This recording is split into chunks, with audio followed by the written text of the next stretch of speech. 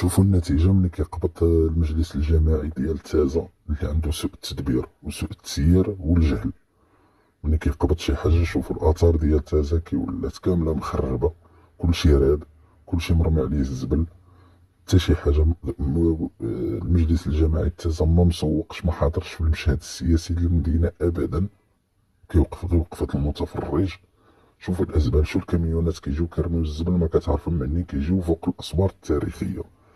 اولا ما عندناش مديريه السياحه، ثانيا ما عندناش مفتش المباني التاريخيه في المدينه، رغم ان المدينه عندها اثار من العهد المرابطي، من العهد الموحدي، من العهد السعدي، وزيد وزيد، وكهوف ما قبل التاريخ.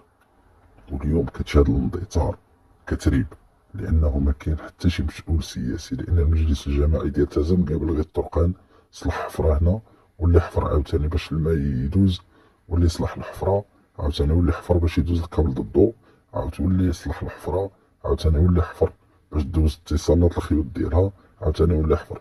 هادشي ما مقابلين، ما مقابلين حتى شي حاجه. مشروع الميزانيه فاشل، مشروع التدبير فاشل.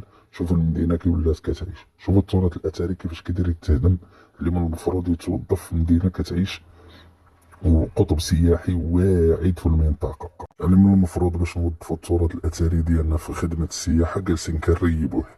المدينه ما عندها حتى حاجه، كتعيش ركود اقتصادي، وزيد عاوتاني هبط حتى الاثار ديالها باش ما تبقى تسوى حتى شي حاجه. يعني قدام هذا الفشل هذا شنو بقى من غير البارطاج؟ بارطاجيو باش تفرشوا هذا المجلس الجماعي الفاشل، هاد القائمين على هاد المدينه هادي الفاشلين اللي ما كيعرفوا غير سوء التسيير وسوء التدبير.